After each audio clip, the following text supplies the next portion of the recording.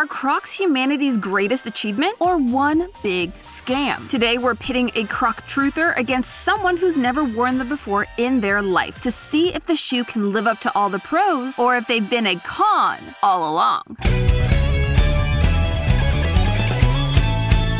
Hello Internet, welcome to Style Theory, the show that's truly the cream of the crop, or should I say, the Croc. Talk about a comeback. For something that was once a fashion faux pas, Crocs have suddenly found themselves at the top of the food chain thanks to the pandemic. Crocs were marketed as the comfortable option for your quarantine fit, and they just never went away. In fact, Crocs have only gained more fans since the end of lockdown. And I don't get the hype. Don't get me wrong, I'm not a hater, I want to love Crocs. A shoe that can be comfortable and good for my feet, one that's customizable to fit any outfit, and it has a sports mode that makes it a great sneaker alternative? It sounds too good to be true, and it just might be. But as a woman of science, I am ready to let the Crocs prove me wrong, or prove me right. To keep things fair, I'm going to invite the biggest Croc enthusiast I know to test them with me. To truly get the Crocs experience, I need to have a little bit of help, because I don't just have one pair of Crocs, I have two.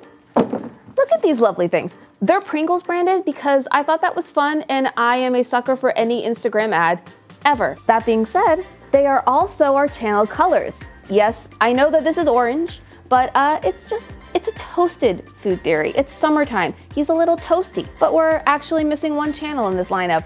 Ask GT Live. Hello, friend. Hello. Whoa, look at these beauties. Oh my God. I got you some brand new Crocs just for this episode. Thank you. I love the Pringles man on here. Do you know the Pringles man's name? No. Does he have a name? I don't know, but he looks so happy and honestly kind of cute on this Croc. He does in fact have a name, Julius Pringles. Why haven't we had a food theory on this guy yet? Santi, get on it. Just look at him. He's not just a mascot of #mustache goals. I bet he's full of lore. Speaking of lore drops. What are these called? Oh, the Jibbitz. Jibbitz. Yes. I'm always tempted to say giblets, but I believe that's a piece of meat. It is a piece of meat, but I also think a gibbet is like a medieval torture device. Ooh. I'm gonna recommend you don't look that up. It's a rough one, chat. And we are here on a mission to prove whether or not Crocs are the shoes that they claim to be. It's a mission very close to Ash's heart. Ooh, I've been in Croc Nation probably for about... Croc Nation. Croc Nation. What is Croc Nation? It is where I live. It's my address. But yes, I wear Crocs every single day, much to the office's chagrin, actually. They get quite squeaky and they leave marks on the floor sometimes. Ash. Amy. Is the fact that the office doesn't like you wearing Crocs a good way to sell Crocs? I have a feeling that by the end of this episode, I'm actually gonna make you a resident of this nation. I'm going to join Croc Nation by the end of this episode? Absolutely. Listen, those are big words, Ash. I know, but I'm a big person and I say big things. It's true. And this was a big moment. It was time for me to step into Crocs for the first time in my life. Are you ready? I feel it in my soul. Okay. I'm ready to feel it in the soles of my feet. Perfect. Take a deep breath. Exhale. Step on in.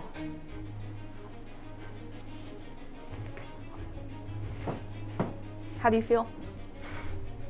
Stabby. Yeah? And flat. Mm-hmm. I'm used to a little bit more give in my shoe and not feeling like there's already a bunch of tiny rocks. I appreciate the roomy, my toes feel like they have like space to play around, but I do feel a little bit, I'm so sorry to say, underwhelmed? You can actually pinpoint the second when his heart rips in half. And now. Okay. She doesn't mean that. Oh, but I did. When you look at what people love about Crocs, more than anything else, it's the comfort. Crocs have marketed themselves as the comfortable everyday shoe, perfect for long days on your feet. Yet here I was feeling everything but comfortable. It was like 100 tiny little rubber nails stabbing into my feet. They weren't soft, they had no give, and my arches were feeling unsupported. So these are brand new Crocs, Croc Pringles. But I want you to also see what a Croc can become. What you're saying is I should try on your Croc. Hop in my Croc. We'll do 1 foot, 1 foot, so I really can understand the difference between a brand new Croc and an older. Yeah, absolutely. A well-loved Croc, Absolutely. if one would. Fun fact, Ash and I, we have the same shoe size. It made shopping for this episode super easy. It also meant that I could walk a mile in Ash's Crocs, or at least try them on and get an accurate assessment. Oh, that's very different. Yeah. I am sinking into this Croc.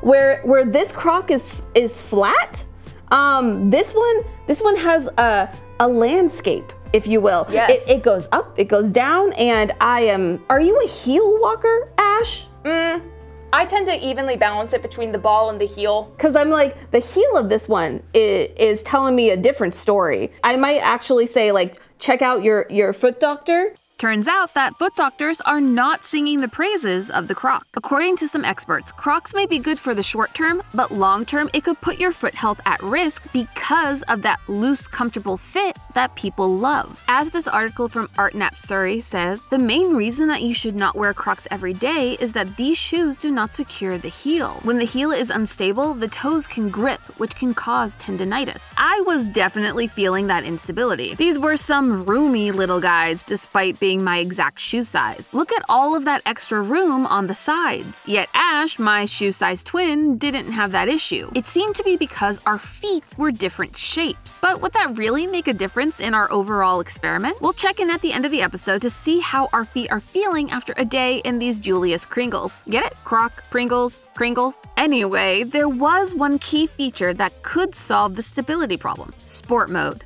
So we are here at the baseball field to do our test of sport mode. To do that, we are gonna run from our home base to our first base, pivoting at the end and coming back to see how secure we feel and timing each test. We are going to be testing a sneaker, a leisure mode, and a sport mode, starting with our sneaker test. Sneakers are locked in.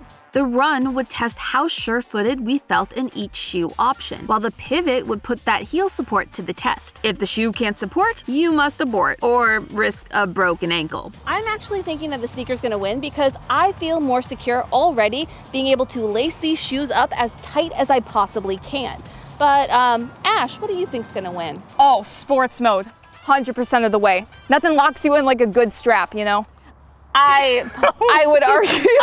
Heel strap on the foot when you're running. Sport mode is Croc's answer to being an active footwear option. Sure, you can lounge around in leisure mode, but you can also strap in and go the distance as good as any sneaker, which happened to be our starting shoe. Ash volunteered to go first, clocking a respectable 13.4 seconds, with an average of 5.1 seconds from base to base. The rest of their time was spent pivoting. For my first run, I got 13.25 seconds, with an average of 4.9 seconds. Sure, we weren't going to qualify for the US Olympic track team, but now we had a good baseline to test just how fast our Julius Kringles were gonna take us. Our first Croc run was in leisure mode, with absolutely no mustache strap support to be found. You can probably guess that it did not go well.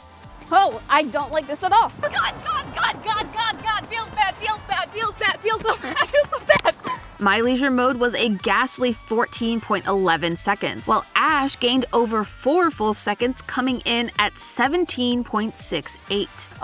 Running with no support on that heel makes me feel exposed in a way that I do not find quite pleasant. There's no back support, right? What you really need in running is back support. True facts. Enter our sport mode, complete with mustache support straps and a dream to conquer the world, or at least the baseball field. You ready, Ash? Let's do it. Prove to me how much the sport mode is worth. The power of the Croc fuels me. The power of the Crocs is within. Let me get my timer up and ready. 3, 2, 1, go! Ash took off at a speed that said they had something to prove. And prove they did. They came in at a record-setting 12.9 seconds. 12.9 seconds. 12.9! 12.9. Your best time yet. Yes! Unfortunately, the victory was short-lived. While I made good on my runtime, coming in at 13.3 seconds, it was slower than my sneaker run. The biggest factor in all of our times, though, was the pivot. Looking back at all the data and footage, both of us clearly struggled to feel secure enough to make that quick turn while in leisure mode. However, while in sport mode, that little strap gave Ash and I just enough support to hit a time as good, if not better, than our sneaker test. And the thing that I suspect gave Ash the edge over over me on our sport mode run? The fit. Take a look at this kick test. Ash and I tried to launch our shoes off our feet to see how well they fit us. Ash's Crocs stays put no matter how hard they kick, while mine flies off at the first chance it gets. I can lace up a sneaker as tight as I need, but a Croc only has one fit. Despite me ordering the correct shoe size, the gaps in my Croc fit left me feeling unstable. Luckily, there was something lingering nearby to help soothe our souls and our stomachs. Ice cream time!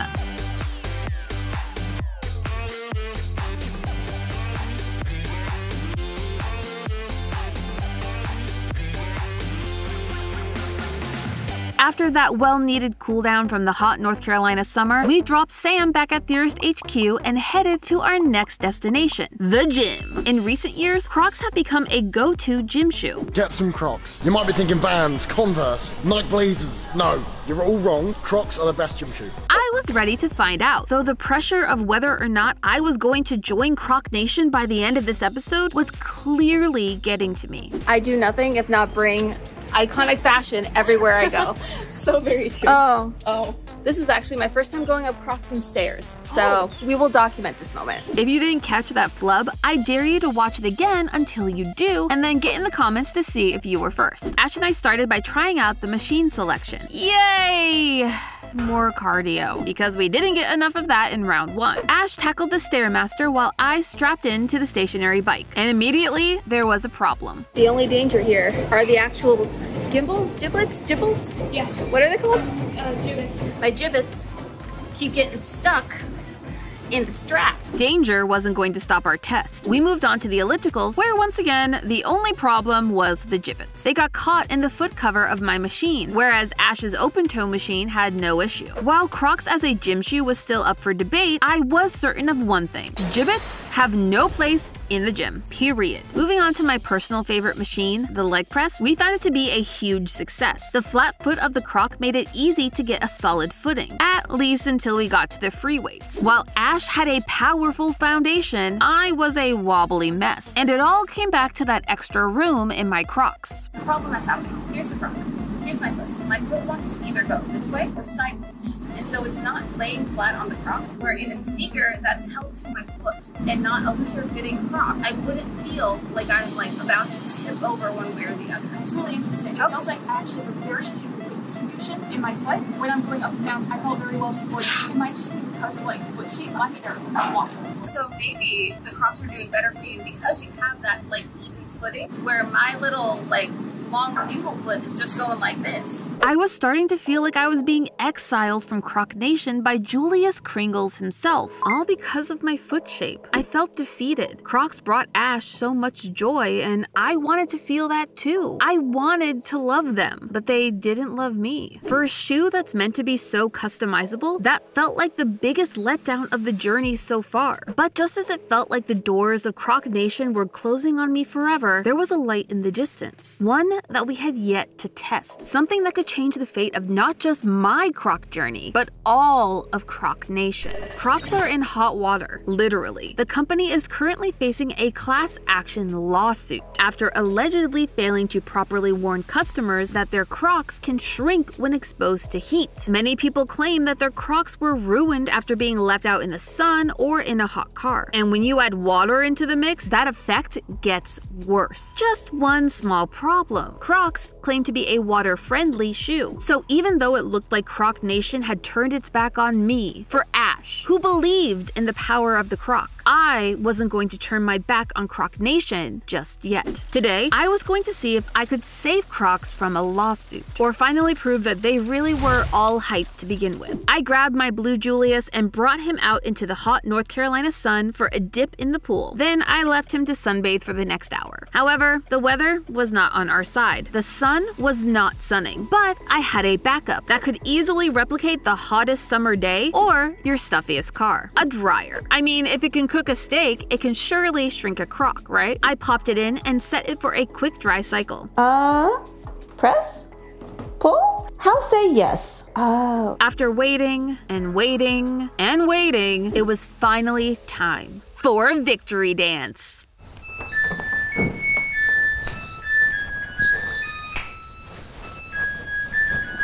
Like Cinderella with her slipper, we were about to experience a fairy tale moment of Croc proportions. All right.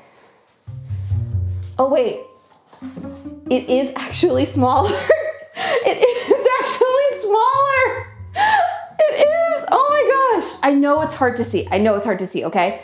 But there is actually so much less room in this Croc. It was like putting on a whole new shoe that suddenly fit me perfectly. I can feel it hugging my foot.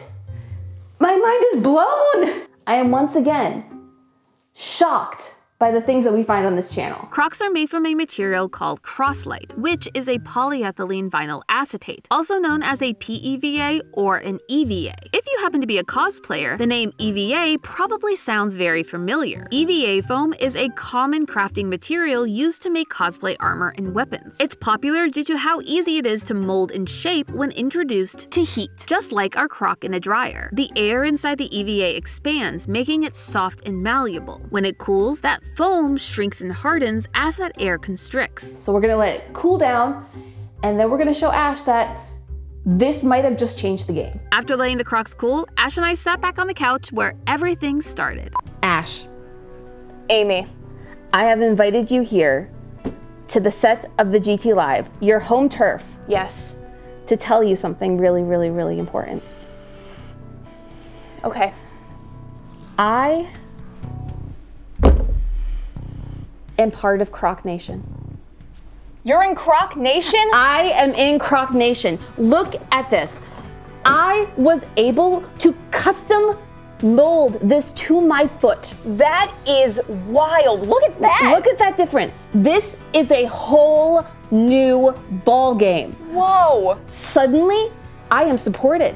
Suddenly, I have security. Suddenly, this is the perfect fit of a shoe. Whoa. It is at least a half size smaller, which Wow. Do Crocs have half sizes? I don't believe Crocs come in half sizes, I checked, they don't. but maybe this is the way to make those happen. You make the half size. Our blue Julius Kringles shrunk almost a full inch in size, and those gaps at the sides of my feet that had plagued me this entire episode were gone. This has changed everything for me in this episode, because the entire time I just felt like I was about to fly out of the shoe like it did on the baseball field.